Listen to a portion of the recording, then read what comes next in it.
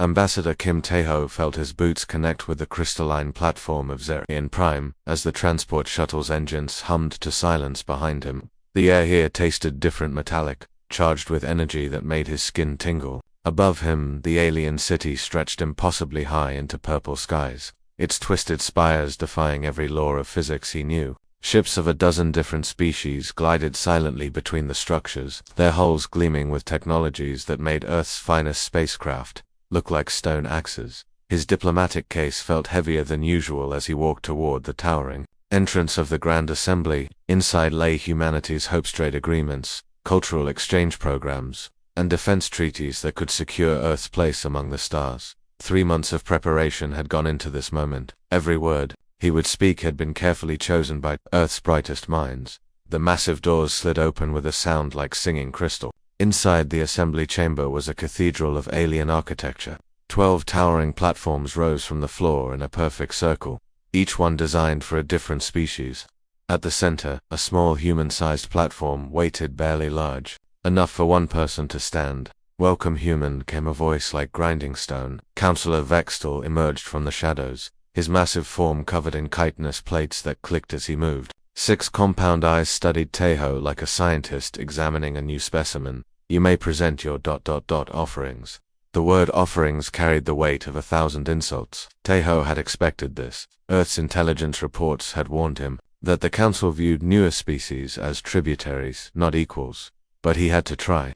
"Honored counselors," Taeho began, his voice carrying clearly through the chamber's acoustics, "I come before you not as a supplicant, but as a representative of humanity. We seek partnership, not charity."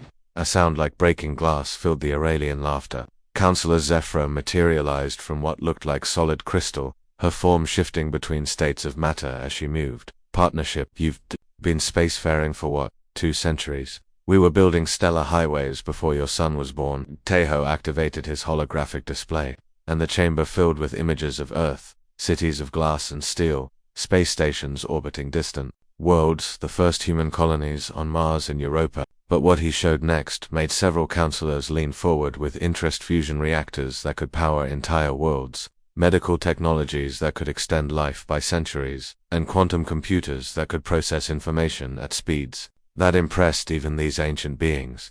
"Your medicine is crude," rumbled Counselor Breakthal, a creature that looked like living rock. "Your technology is primitive. What could you possibly offer us that we don't already possess?" "Innovation," Taeho replied. "Humanity's greatest strength has always been our ability to adapt, to find new solutions to old problems.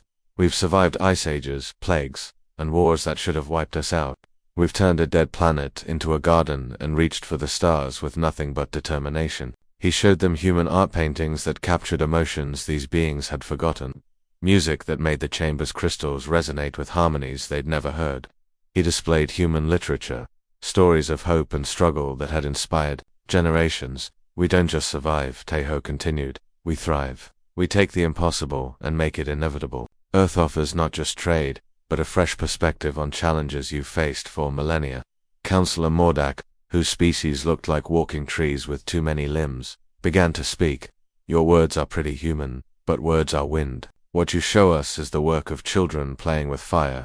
"Impressive for insects," Counselor Zephyra added, her form pulsing with colors that hurt to look at directly. "But you forget your place, little mammal. This chamber has hosted civilizations that predate your son. We've seen 1,000,000 species rise and fall. What makes you think you're different?" Taeho felt the weight of their contempt like a physical force.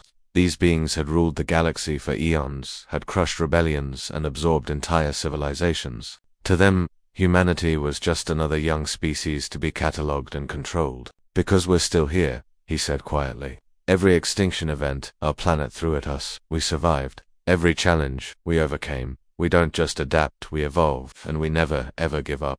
The chamber fell silent. For a moment, Taeho thought he might have reached them. Then Counselor Vextor began to laugh, a sound like metal scraping against stone. "Honored counselors," Taeho tried again, "humanity seeks only peaceful coexistence and mutual silence." Counselor Mordok's voice boomed through the chamber like thunder, shaking dust from the ancient walls. "You contaminate our sacred halls with your primitive displays. You stand where gods once walked and dare to claim equality with your betters." Taeho felt ice form in his veins.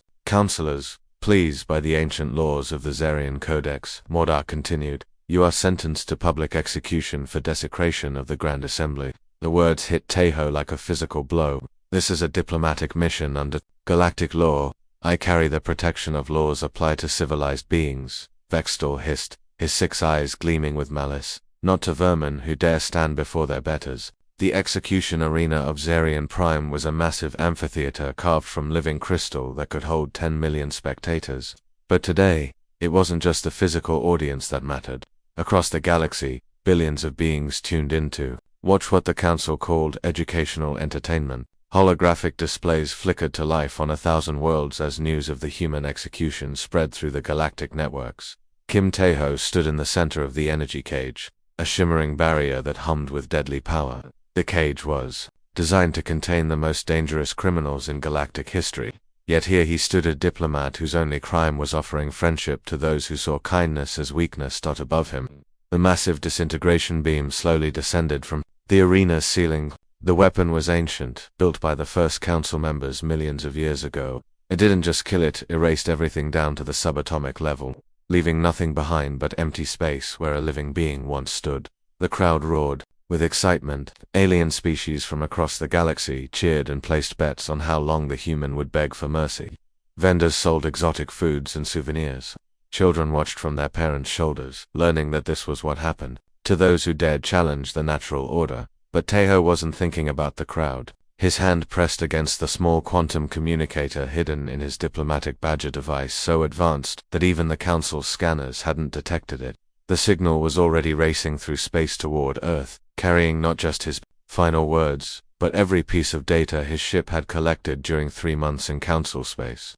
President Park Min-ho, if you're receiving this transmission, he began, his voice calm despite the energy weapons charging above him. Remember that humanity tried peace first. We came here with open hands and open hearts. We offered them our friendship, our knowledge, our culture. The disintegration beam's power core began to glow brighter, casting eerie shadows across the arena floor. Tahoe could feel the air itself becoming charged with lethal energy. They called us insects, vermin, primitives who contaminate their sacred halls. But they're wrong about us.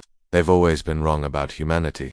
We don't break under pressure, we adapt. We don't surrender when faced with extinction, we evolve. The crowd's cheering grew louder as the weapon's charging cycle reached its peak. Counselor Vextor stood in his private viewing box, all 6 eyes gleaming with satisfaction. This would send a clear message to every upstart species in the galaxy. Tell my wife Sujin that I love her, Tahoe continued, his voice beginning to crack with emotion. Tell my children that their father died trying to build a better galaxy for them. And tell our people that the Council has made a terrible mistake. Today, they think we're just another weak species they can crush, but they don't understand what they've awakened. The beam fired with a sound like reality itself tearing apart. Blue-white energy engulfed Tahoe completely, and for a moment he became pure light. Then nothing. The energy cage stood empty, its prisoner reduced to scattered atoms drifting in the alien wind. The crowd erupted in celebration. Across the galaxy, the Council's message played on every screen. Let this be a lesson to all inferior species. The Galactic Council has maintained order for 10 million years. We have crushed rebellions, absorbed civilizations, and eliminated threats before they could grow strong enough to challenge us. Know your place in the cosmic hierarchy, or share this human's fate. But on Earth, in the depths of the Global Defense Consortium's command center, buried beneath the Colorado Mountains, the mood was very different. The massive war room fell silent as President Park Min-ho watched his friend die in a flash of alien light. Around him, screens displayed data that Tahoe's ship had been secretly collecting, detailed maps of Council space, military installations, fleet movements, and defensive systems. The quantum transmission had carried more than just Tahoe's final words. It contained 3 months' worth of intelligence that revealed every weakness in the Council's seemingly impregnable defenses. Their arrogance had blinded them to the fact that humanity's diplomatic mission was also a reconnaissance operation. Defense. Minister Lee Dae-young was the first to break the silence, her voice barely controlled as rage burned behind her calm exterior. Sir, our quantum arrays recorded everything during Tahoe's mission. We have their complete military grid, star charts, defensive protocols, and communication networks. They practically gave us the keys to their empire. General Suho Hyunwoo stepped forward, his weathered face grim with purpose. "Mr. President, what are your orders?" Park Min-ho stared at the empty energy cage on his screen for a long moment. Around him, Earth's top military commanders and scientists waited for his decision. In this room, choices were made that could reshape the galaxy. General Cho Park said quietly, turning to face his military commander. "Activate Protocol Omega. Every classified project, every hidden facility, every weapon we've kept in reserve since the Mars colony wars. Bring them all online." General Cho hesitated. "Sir, that's total warfare protocol. We're talking about mobilizing resources that could devastate star systems. Are you certain?" Park's eyes never left the screen showing Taeho's execution. They made their choice when they murdered our envoy in front of the entire galaxy. They wanted to send a message about what happens to species that don't know their place. Now they'll learn why humanity has survived every extinction event our planet ever threw at us. He turned to address the room, his voice carrying the weight of absolute authority. "The Council thinks we're insects they can step on. They're about to discover that some insects have very sharp stings." Dr. Moon Ji-hai hadn't slept in 3 days. Her eyes burned as she stared at the holographic display floating above her workstation, showing the internal structure of a star. Around her, the underground laboratories beneath Lunar Base hummed with activity that would have been impossible to imagine just months ago. Scientists who had spent their careers studying peaceful applications of quantum physics now worked around the clock to turn their discoveries into weapons of unimaginable destruction. The stellar compression torpedo was her creation, a device that could reach into the heart of a star and disrupt the delicate balance that kept it burning. In theory, it was elegant. In practice, it was the most terrifying weapon humanity had ever conceived. "The fusion cascade equations are stabilizing," reported Dr. Kim Sung-woo from across the lab. "We can maintain the quantum field long enough to penetrate stellar cores. Up to Class G specifications," Ji-hai nodded grimly. "And the targeting systems?" "Perfected," replied Dr. Kong-woo-jin, her closest assistant and the only person who truly understood the mathematical horror of what they were building. "We can hit a target the size of a basketball from 12 light-years away. The quantum tunneling effect will carry the payload directly through any defensive shields." The laboratory fell silent except for the hum of machinery. Everyone knew what they were discussing, the ability to murder entire star systems with surgical precision. "How many do we need?" Woo-jin asked quietly. Ji pulled up the Council's star charts that Taeho's mission had secretly recorded. 12 red dots marked the home systems of the species that ruled the galaxy. Each dot represented billions of lives, ancient civilizations, and cultures that had existed since before Earth's sun was born. 12, she replied, her voice barely above a whisper. One for each Council world star. The weight of those words settled over the room like a burial shroud. They weren't just building weapons, they were preparing to rewrite the fundamental power structure of the galaxy through controlled stellar destruction. Meanwhile, across the solar system, humanity's greatest secret was finally being revealed. Hidden within asteroid belts, disguised as mining operations, and buried in the dark side of dead moons, massive shipyards roared to life. These facilities had been under construction for decades, built during the paranoid years after first contact, when humanity realized they weren't alone in a friendly universe. Admiral Yoon Sang-ho stood on the bridge of his flagship, the Soul's Vengeance, watching as the Shadow Fleet took shape around him. The ship was a masterpiece of human engineering combined with alien technology that had been reverse-engineered from every probe, scout ship, and lost vessel that had ever entered Earth's solar system. The Council had been watching humanity for years, but they never realized that humanity had been watching them right back. "Status report," Yoon commanded. "We have 47 heavy cruisers coming online," reported Captain Nam Yutnaru. Each one equipped with quantum displacement drives, adaptive shielding, and enough firepower to level a small moon. The destroyers are entering final testing phases, 96 vessels designed for speed and stealth operations. The ships bore no resemblance to Earth's peaceful exploration vessels. These were predators, their hulls black as space itself, and covered in sensor-absorbing materials that made them nearly invisible to alien detection systems. Their weapons were a fusion of human ingenuity and stolen alien technology. Railguns that could punch through starship armor like paper, energy weapons that could slice through space stations, and missile systems that could track targets across multiple star systems. "And the troops?" Yoon asked. 200,000 combat-ready Marines, replied Major Lee Jun-seok, each one equipped with powered armor that makes them faster and stronger than most alien species. They've been training in zero-gravity combat, boarding operations, and urban warfare on alien worlds. But perhaps the most impressive aspect of humanity's preparation was how completely they had infiltrated the Council's own systems. Every trade mission to alien worlds had included intelligence operatives. Every cultural exchange had been an opportunity to plant surveillance devices. Every scientific collaboration had been a chance to steal technology and map defensive systems. Dr. Park Hae-won, head of Earth's cybernetics division, had spent 5 years creating computer viruses specifically designed to attack alien networks. Their systems are sophisticated but predictable, she explained to the War Council. They've been using the same basic architecture for thousands of years. They never evolved their security because they never faced a real threat. The irony was perfect. The Council's own arrogance had made them vulnerable. They had dismissed humanity as primitive insects, never imagining that those insects might be capable of learning, adapting, and striking back.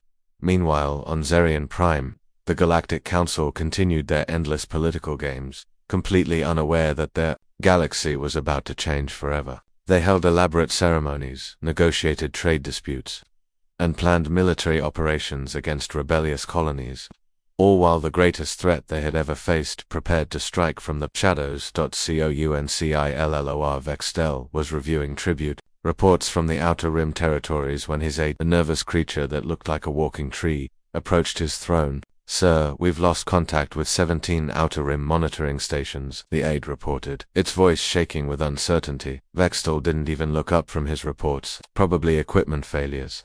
These stations are old, and the Outer Rim is full of spatial anomalies." "But sir, the pattern suggests..." "Suggests what?" Vextel finally raised his 6 eyes to glare at his aide. "That primitives who couldn't organize a planetary invasion are somehow threatening our deep space network." "Don't be ridiculous." The aide wanted to argue but knew better than to challenge a council member directly. As it retreated from the throne room, it didn't notice the subtle gravitational distortions appearing at the edges of council space, or the fact that long-range sensors were detecting energy signatures that didn't match any known technology. Humanity was coming, and the galaxy would never be the same. 6 months had passed since Ambassador Kim Tae-ho's execution, and the Galactic Council had already moved on to more important matters. The Grand Assembly Hall on Zerion Prime was decorated with floating crystals that pulsed with rainbow light, and the air itself shimmered with celebratory energy. Representatives from over 1,000 worlds had gathered for the annual Festival of Galactic Unity, a massive celebration where the Council reminded everyone exactly who ruled the galaxy. The ceremony was broadcast live across every civilized world. Massive holographic displays showed the grandeur of the Council's power as ships from dozens of species filled the space around Zerion Prime. Trade delegations brought tribute from the Outer Rim. Military commanders reported on successful campaigns against rebellious colonies, and cultural representatives shared the gifts their worlds offered to the Council. Councillor Mordak, his tree-like form adorned with ceremonial metal plates, stood at the center of the Grand Assembly. His voice boomed through translation devices that carried his words to every corner of the galaxy. "My fellow beings," he began, his multiple arms gesturing grandly, "we gather today to celebrate 10 million years of galactic peace under Council guidance. Our wisdom has prevented wars, our strength has maintained order, and our justice has protected the innocent from those who would disturb the cosmic balance." The crowd of alien dignitaries applauded politely. Most of them had no choice. Their worlds depended on Council, trade agreements, and military protection. A few genuinely believed in the Council's mission, but most were simply afraid of what would happen if they didn't show proper respect. "This past year, we faced a minor disruption," Mordock continued, his tone becoming more serious. "A primitive species from the Outer Rim attempted to disrupt our sacred proceedings with their crude displays of technology, but as always, Council justice prevailed. Let this be a reminder that order must be maintained, no matter the cost." Several councillors nodded approvingly.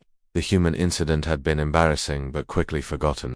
After all, what could one dead diplomat do to threaten an empire that spanned the galaxy? That's when every screen in the galaxy went dark. For exactly 3 seconds, there was nothing but blackness. Then, simultaneously across billions of worlds, the same image appeared. Ambassador Kim Tae-ho standing in the energy cage, his final words echoing through space. "President Park Min-ho, if you're receiving this, remember that humanity tried peace first." The crowd in the Grand Assembly stirred nervously. This wasn't part of the ceremony. Council technicians frantically tried to regain control of their communication networks, but the transmission continued. Tell my wife Sujin that I love her. Tell my children that their father died trying to build a better galaxy for them. Councillor Vextel's 6 eyes narrowed as he recognized the human diplomat. Impossible, he hissed. We destroyed all recordings of the execution, but the transmission wasn't finished. As Taeho's image faded, it was replaced by text in perfect galactic standard, the same language used for official council communications. The words appeared slowly, each one burning into the consciousness of every being watching. You executed our envoy Kim Taeho. You called us insects. You called us vermin. You said we contaminated your sacred halls with our primitive displays. You forgot that Earth remembers everything. The message was signed simply, humanity. Panic began to spread through the assembly. Delegates from 100 worlds looked around nervously, wondering if this was some kind of elaborate joke, but the council members weren't laughing. They were looking at their tactical displays with growing alarm. Sir, whispered Councillor Zephyr Sade, we're detecting massive energy signatures throughout the system. Something's decloaking space. Around Zarian Prime began to shimmer like heat waves rising from summer pavement.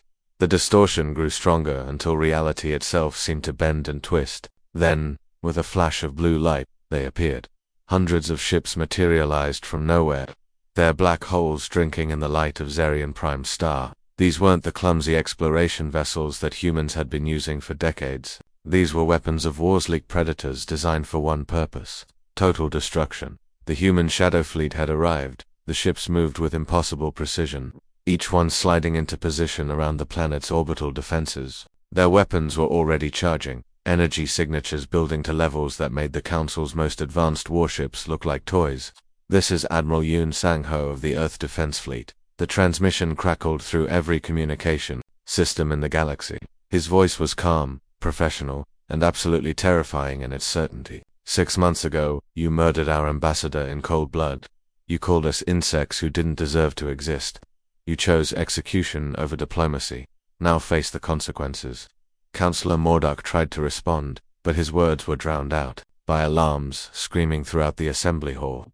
The planet's defensive shields were activating, but they flickered and died as human cyber weapons tore through systems that had protected Zarian Prime for millions of years. Surrender now, Admiral Yoon continued, and your civilian populations will be spared. Resist, and face total annihilation. But even as the Council scrambled to respond to the immediate threat, something far worse was happening across the galaxy. In 12 different star systems, the homeworlds of each Council species ancient stars began to behave strangely. The stellar compression torpedoes had been launched simultaneously, each one targeting the nuclear fusion core of a different sun. The weapons were invisible, undetectable, and unstoppable. They had been traveling through quantum space for months, waiting for this exact moment. Impossible. Councillor Zephyr screamed as reports flooded in from her homeworld. Our star is fluctuating. The fusion rates are becoming unstable. Similar reports came from all 12 Council worlds. Stars that had burned steadily for billions of years were suddenly showing signs of critical instability. Solar flares erupted across their surfaces. Their light began to flicker, and deep within their cores, the delicate balance that sustained nuclear fusion was beginning to collapse. Your species doesn't possess such technology, Zephyr continued, her crystalline form pulsing with desperate energy. It's impossible, you're barely spacefaring. Admiral Yoon's response was broadcast to every world in the galaxy, his words carrying the weight of absolute certainty. We do now, he said coldly. For 6 months, we've been preparing for this moment. We've studied your technology, learned your weaknesses, and built weapons specifically designed to end your empire.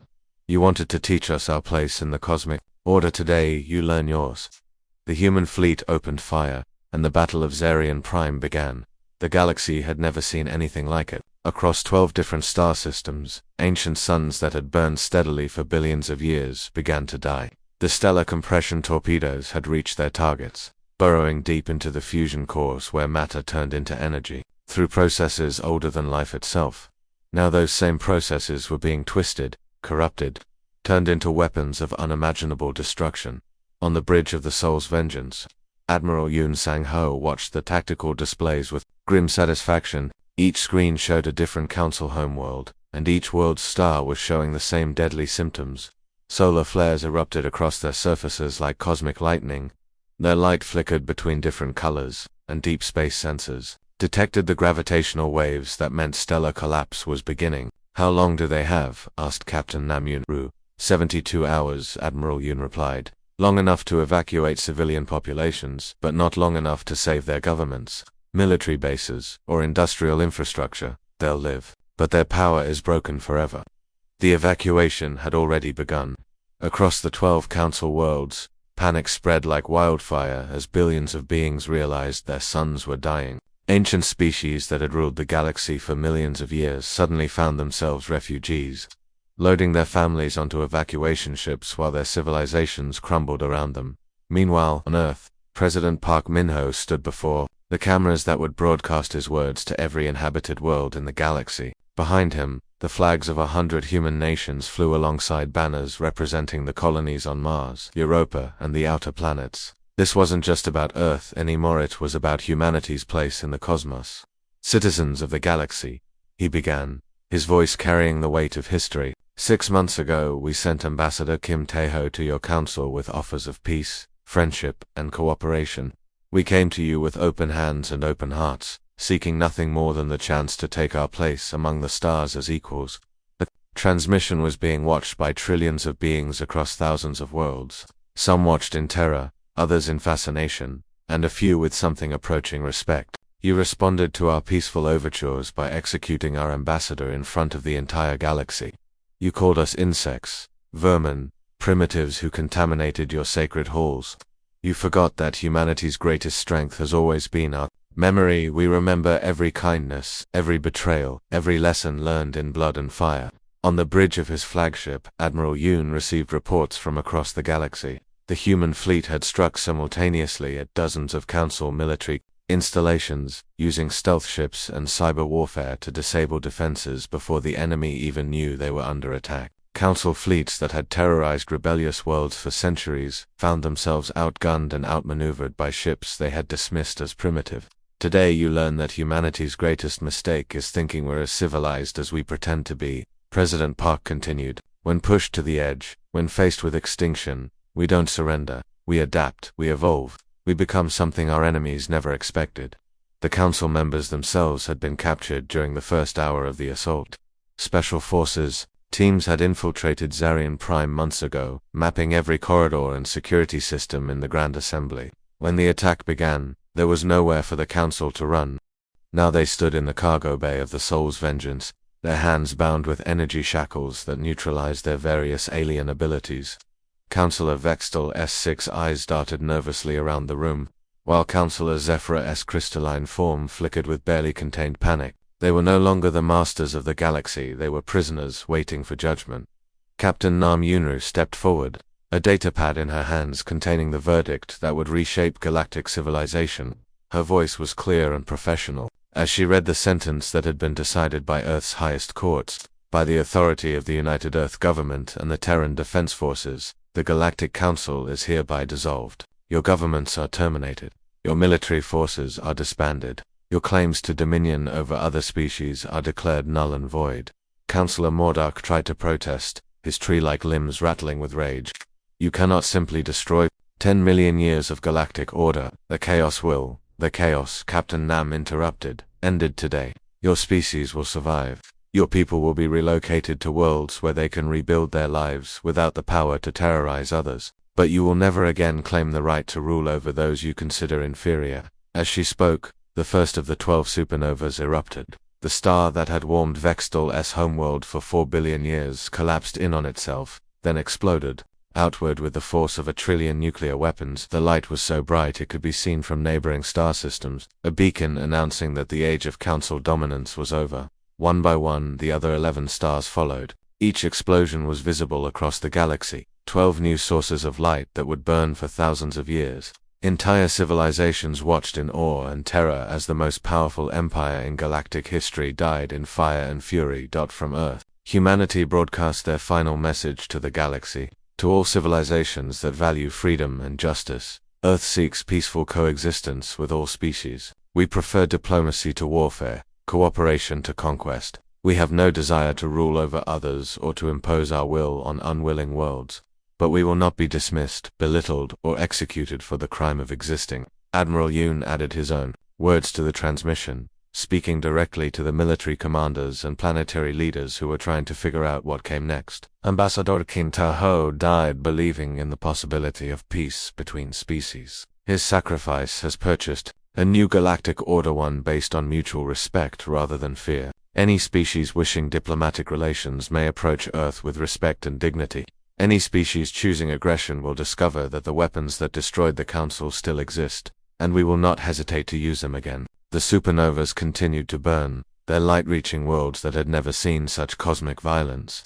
On planets throughout the galaxy, beings looked up at the new stars and realized that everything had changed. The Council's vast fleets were surrendering or retreating to their home systems. Their trade networks were collapsing. Their military governors were abandoning their posts. But something unexpected was happening. Instead of chaos, a strange kind of order was emerging. Species that had been oppressed for centuries were finally free to speak their minds. Worlds that had been forced to pay tribute to the Council were forming their own alliances, and at the center of it all, Earth stood ready to help rather than rule. Within a year, the ruins of Zerion Prime had been transformed into something unprecedented, a memorial to the folly of absolute power. The crystalline spires that had once housed the Council's throne rooms were now broken monuments to their arrogance. And at the center of the devastation, humans had erected a simple stone monument bearing words that could be read in 1,000 languages. Here stood those who forgot that the universe belongs to no one species and learned too late that humanity never forgets. The galaxy had learned a terrible lesson about the price of dismissing those they considered inferior. And from the ashes of the Council's empire, a new age of cooperation and mutual respect began to grow. The end.